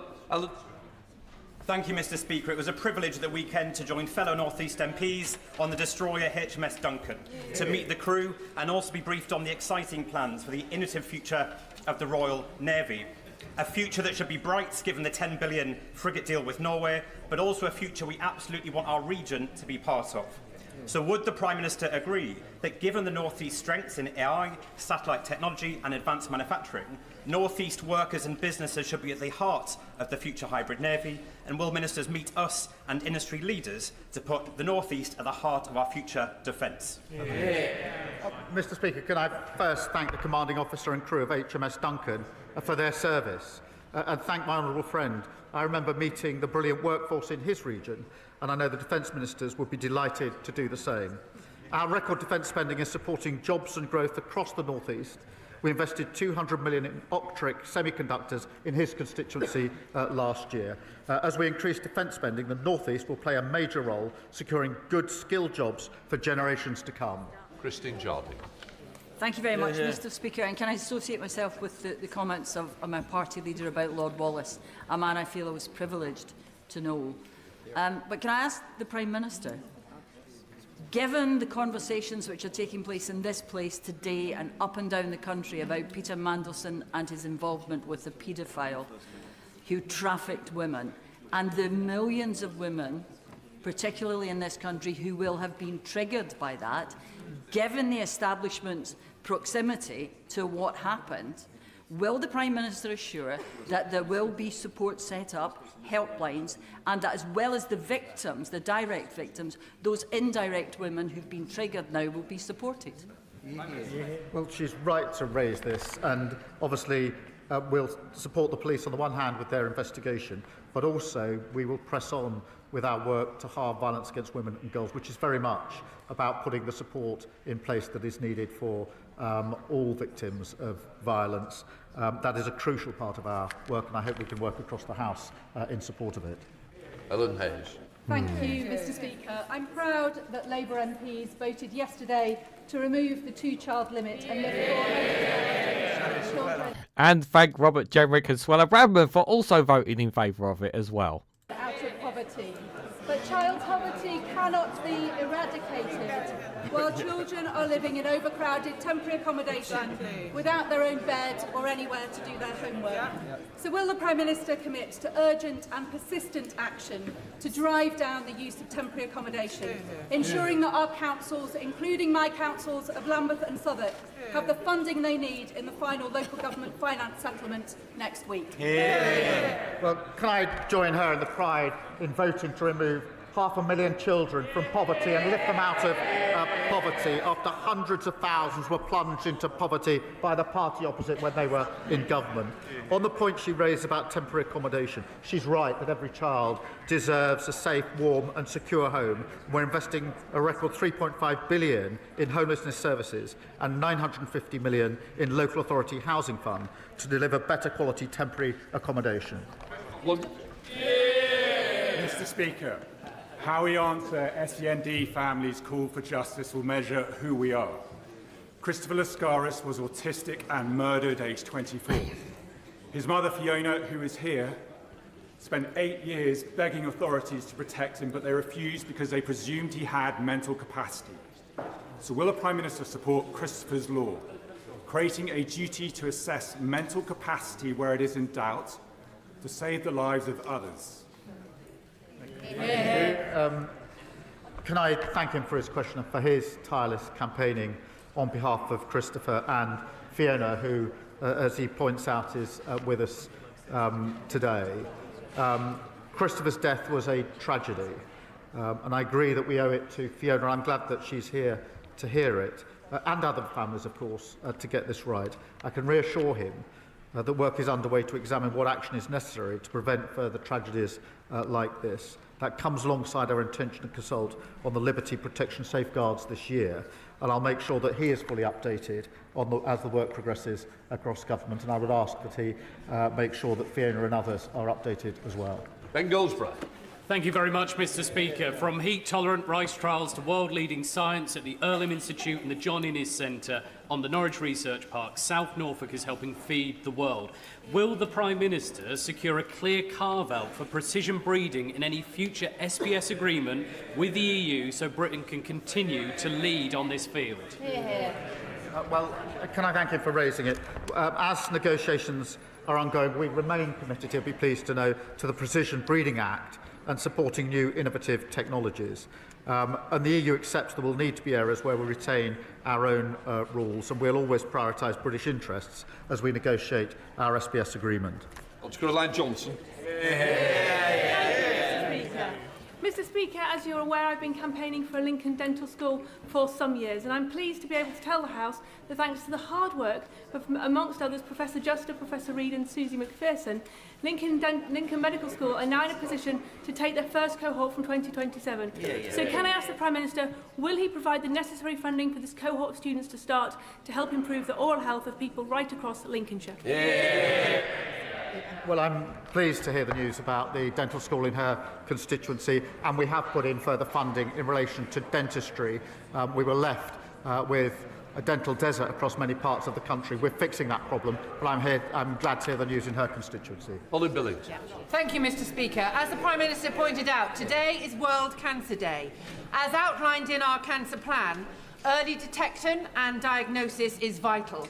Will the Prime Minister agree to consider the campaign by my constituent Gemma Reeves, who is a nurse at the Queen Elizabeth Queen Mother Hospital, to ensure breast cancer screening for all women over the age of 40, and meet her to discuss how such a change would save lives? Well, I'd absolutely support that, and I'll make sure she gets a meeting with the relevant minister, because early diagnosis is so important for all cancers, and we must do everything we can to ensure that our early diagnosis is the absolute norm and never the default. Final question, Suella Brabham.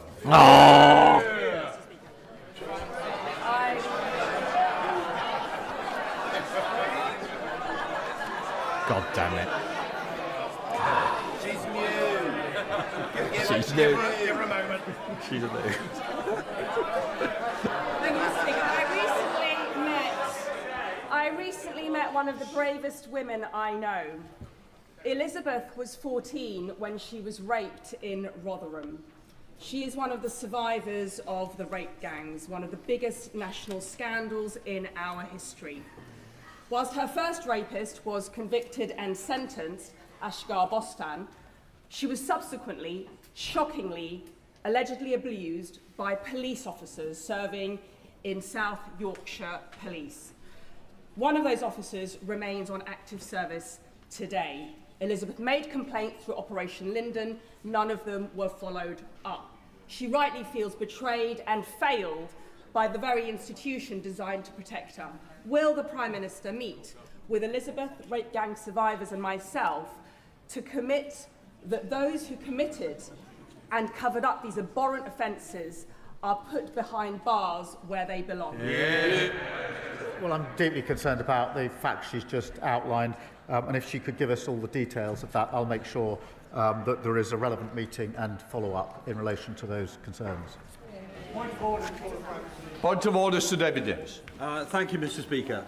Today's debate will focus on Mandelson and his relationship with the paedophile Jeffrey Epstein.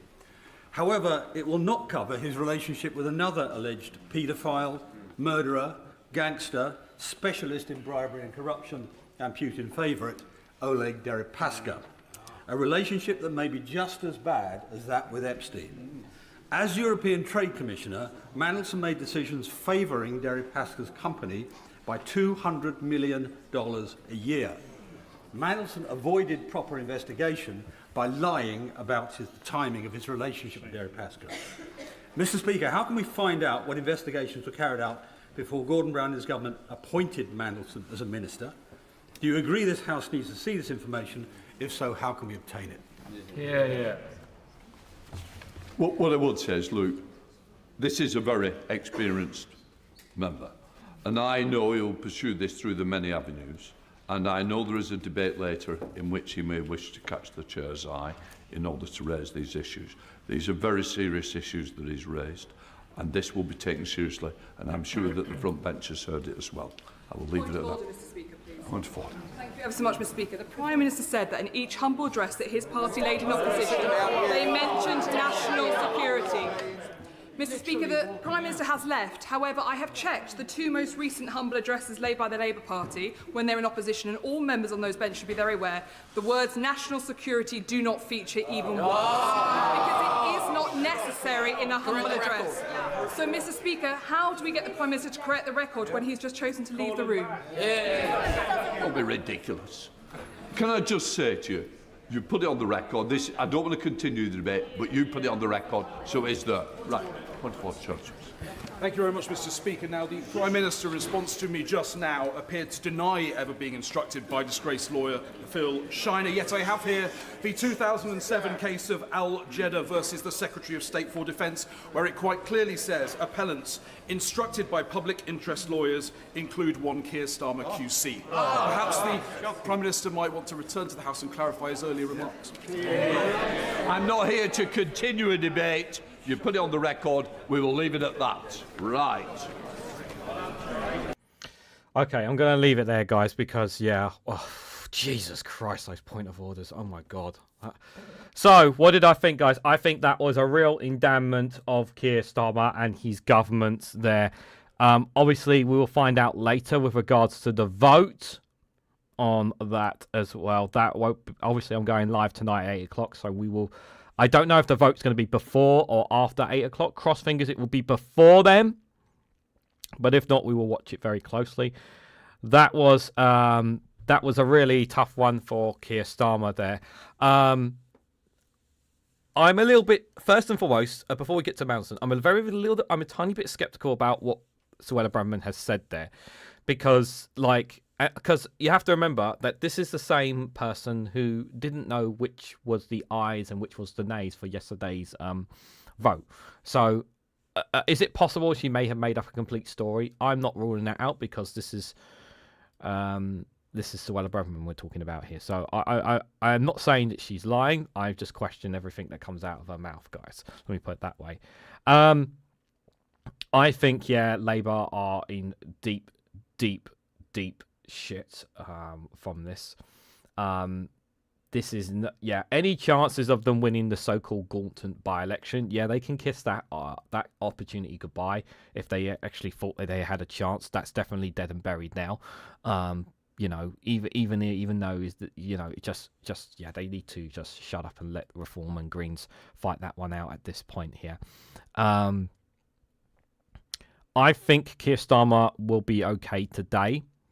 I think he will be okay for a little bit. I don't see him going straight away or anything like that. I know some people may disagree. Parliament is sitting until 7:30, says a DJ. So that means that we should have a result by then. Cross fingers. Thank you for that, DJ. Appreciate it. Yeah, this was a good day for Kemi Badenoch. And I thought Ed Davies' questions were very powerful. But yeah, he looks really, really bad. He's definitely rocking right now. But the choice is very clear for Keir Starmer. He has two choices, and the clock is running on him. He has two choices as Prime Minister. He can A, pin it on Morgan McSweeney, and he takes the fall, which means that he stays in. He gets actually someone who's more competent in helping him advise things instead of an idiot like him. Or B, he continues to listen to Morgan McSweeney, thereby he finds himself out of a job, and we will get Wes Streeting in as the next Prime Minister of the UK, one that we did not vote for, because I absolutely guarantee you this, if they will not hold a general election, if Wes Streeting gets voted in as the Labour leader, that's the next Labour leader and the new Prime Minister of the UK. They will not do that simply on the basis of knowing that they will get either a hung Parliament or a hung Parliament, or going towards Reform and Conservatives. So that is the choice we're going to be stuck with here. So either A, Keir Starmer grows a spine and gets rid of Morgan McSweeney, which means that he will last a lot longer, or B, he's going to get kicked to the curb, and we are going to have, by the end of this year, a new Prime Minister in Wes Streeting. So join me tonight at 8 o'clock, because we will be talking more about this whole scandal again, as well as other things. Tonight at 8 o'clock for Reganelite's Watch Along. I'm done for now, guys, but thank you all for coming along. Thank you guys for all your comments. Thank you, Bad Monk and Viper Scott, for your super chats. It's greatly appreciated. They appreciate everyone for sticking as long as for me here, and enjoy the rest of your day, whatever you guys are doing. I will continue to keep an eye out on stories. There'll be plenty more to talk about as well. But if you can, for me, before you go, guys, hit that like button, share this across social media, subscribe if you haven't already. Do check out Rumble and Patreon for exclusive content. Do join our free Discord community on there as well. So thank you all so much for watching, and I hope to catch you all very, very soon.